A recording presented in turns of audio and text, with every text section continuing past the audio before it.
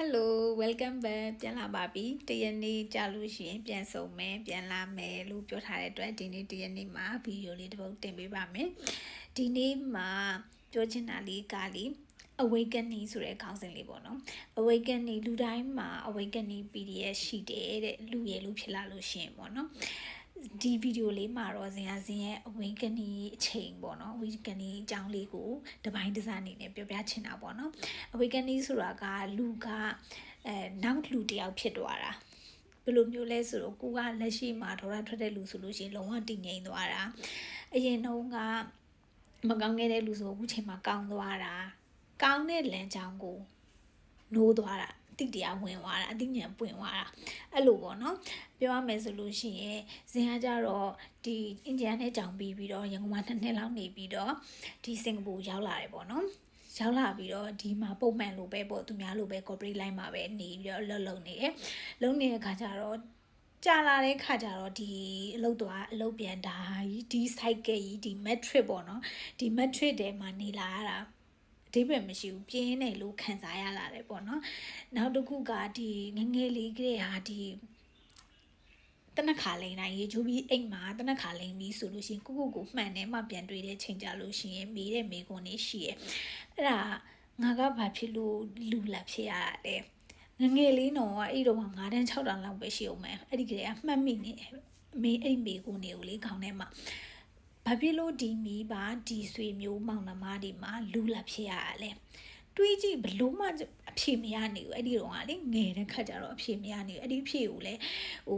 အဲ့ဒီမေကွန်းနေတာစိတ်ထဲမှာခဏဖြစ်တယ်ငယ်ရလေဒါပေမဲ့အဲ့ဒီမေကွန်းကိုရှာဖို့အတွက်ကိုမေးနေရပေါ့အကြောင်းပြရဲ့အလိုလိုရမယ်အမ metric တရားကိစ္စတွေနဲ့လှုပ်ရှုပ်နေတဲ့ခါကျတော့အဲ့ဒီဖြေကိုရှာဖို့လမ်းစာမတွေ့ခဲ့ဘူးပေါ့နော်အဲ့ဒီချိန်မှာ2020မှာစတယ်ပေါ့2020မှာကိုဗစ်တွေစဖြစ်တဲ့ချိန်မှာကိုဗစ် lockdown တွေဖြစ်သွားတယ်အဲ့တော့ရုံလည်းမသွားတော့ဘူးအိမ်မှာပဲတနေ့ကုန်အားသွားပြီအဲ့ဒီခါကျတော့ကိုကပြန်အတွေးတွေပြန်ဝင်လာတာပေါ့နော်ငါဘာလုပ်ရမလဲဆိုတဲ့ဟာလေးအဒီတော့စာအုပ်တွေဖတ်တယ်တောက်လျှောက်စာအုပ်တွေဆို e-book တွေဆိုအရန်ဖတ်တာအဲ့ဒါကြောင့်အခုချိန်မှာလေဖုန်းထဲမှာစာတွေတိတ်မဖတ်နိုင်တော့ဘူးမျက်လုံးကအဲ့တော့အရန်အာရုံစိုက်ခဲ့တာလည်းပါမှာပေါ့နော်ပြီးတော့အဲ့ဒီတော့က Zoom ပေါ့နော်100စက္ကန့်ကို Zoom ကနေပြီးတော့ပုံကုသလာရဲ့ Zoom စဖွင့်တဲ့ချိန်မှာအဲ့မှာဇွန်နေနာတယ်ပေါ့ဇွန်နေကနေဝင်ပြီးနာတယ်အသိဉာဏ်လေးတွေနည်းနည်းပပတော့ရတယ်ပေါ့နော်အဲ့ဒီမှာမိကွန်းတွေကိုရှာဖို့အတွက်ကိုလမ်းစာကိုစတွေ့တယ်ပေါ့နော်2020မှာအဲ့ဒီချိန်မှာကိုကလေလုံးဝဓာတ်ရို့ဒီပေါ့နော်ဒီတောင်သွားပြီးတော့တွားရှာချင်နေပြီလေအဲ့ဒီချိန်မှာအခြေအနေကမပေးသေးဘူးပေါ့နော် lockdown ဖြစ်နေတဲ့အချိန်ရော covid တွေရောဘာခရီးသွားမရပါညာဆိုတော့2000နေလိုက်တယ်ဒီတိုင်းပဲနေပြီးတော့2023စက်တင်ဘာမှာပေါ့နော်စက်တင်ဘာမှာကိုကမြန်မာပြည်ပြန်ဖို့အကြောင်းဖန်လာတယ်မပြန်ပဲဖြစ်ပြန်ရတဲ့ပုံစံမျိုးပေါ့နော် long period ပေါ့ long break ပေါ့ career break ယူလိုက်တာလည်းဟုတ်တယ်ပေါ့နော်အဲ့ဒီချိန်မှာပြန်သွားပြီးတော့အပြင်မှာကိုယ်တိုင်ပုံစီကိုသွားပြီးတော့တရားစခန်းတုံးဝင်တယ်အဲ့ဒီချိန်မှာလုံးဝကိုရှာတဲ့အဖြေလေးတွေပေါ့နော်တွင်ထဲကအမြင်မေးနေတဲ့မိကုန်းတွေကိုယ့်ရဲ့ true set ပေါ့နော်အဲ့ဒါလေးကိုပြန်ရှာတွေ့ခဲ့တယ်ပြောရမယ်ဆိုရင်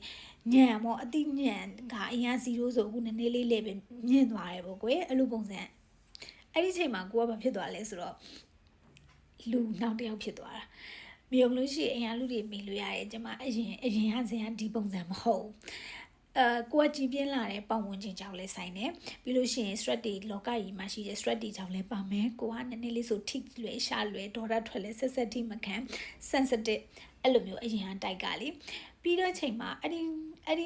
2020ကနေစပြီးတော့ကိုအမှရှိုင်းနဲ့နောက်ဒီချိန်မှာပြန်လာတဲ့နောက်ချိန်ပြန်လာစင်ကာပူနောက်ချိန်ပြန်လာတဲ့ချိန်မှာဆိုလုံးဝကိုကနောက်လူတယောက်ပဲတည်ငြိမ်မှုပဲစူးစမ်းတော့တယ်အေဂျင့်မှုပဲစူးစမ်းတော့တယ်အတွင်းထဲမှာဟိုကသူ့လူအေးနေရကွာဒေါသဆိုတာမရှိတော့အမေတောင်အံ့ဩတယ်ပေါ့နော်သူ့မှာဒေါသဆိုတာမရှိတော့ဘူးလားမသိဘူးတဲ့အမေတောင်ကပြောတယ်ပေါ့နော်အဲ့လိုမျိုးအဲ့ဒါကြောင့်ပြောရမယ်ဆိုလို့ရှိရင်ကိုယ့်ရဲ့ true self ကိုယ့်ရဲ့ဟာကိုရှာတွေ့သွားတယ်ပေါ့ awakening ဖြစ်တဲ့အချိန်ပေါ့ပြောရမယ်ဆိုလို့ရှိရင်လေအဲ့တော့ဇင်ရဲ့ period က2020လောက်ကလေးစားတယ် awakening ကတော့ကိုကတော့ရှာတဲ့လောက်ကိုတွေ့တယ်ပေါ့ဘယ်တော့မှရက်တန့်သွားတယ်လို့တော့မရှိဘူးလေဒီလလောကကြီးမှာကိုမသိတဲ့အကြောင်းအရာတွေကိုအများကြီးမှရှိရပေါ့နော်တက်လုံးလဲတင်ယူလို့လဲကုန်မှာမဟုတ်ဘူးလေဒီလားအဲ့ဒါကြောင့်တယောက်နဲ့တယောက်က awakening period ကမတူဘူးတဲ့တယောက်နဲ့တယောက်ကပြောရမယ်ဆိုလူရယ်လို့ဖြစ်လာတဲ့အတွက်အသိဉာဏ်ပါတဲ့အတွက်အဲ့ဒီအသိဉာဏ်ကစပြီးတော့အလုပ်လုပ်တာအဲ့ဒီအသိဉာဏ်ကစပြီးတော့တွေးခေါ်လာတာအရင်ကမကောင်းတာလုပ်ခဲ့ရင်ဒီချိန်မှာကောင်းအောင်လုပ်ဖို့အတွက်ကြိုးစားတာအရင်ကဖေဟာတရားမလုပ်ခဲ့ဘူးလူဆိုးလူမိုင်းငါဘာတီလာမလုပ်ခဲ့ဘူးဆိုဒီချိန်မှာအဲ့ဒီဟာတွေဆွန့်လွတ်ပြီးတော့ကောင်းအောင်ကြိုးစားတာအဲ့လိုမျိုးပြောချင်တာ awakening ဆိုတာလေးကအဲ့ဒါကိုပြောတာပေါ့နော်အားကြောင့်ဒီဗီဒီယိုကနေပြီးတော့ဇင်ရဲ့ awakening အချိန် awakening ဆိုတဲ့PDF ပေါ့နော်တပိုင်းတစားလေးကိုဒီဗီဒီယိုလေးကနေပြီးတော့ပြောပြလိုက်ပါတယ်လို့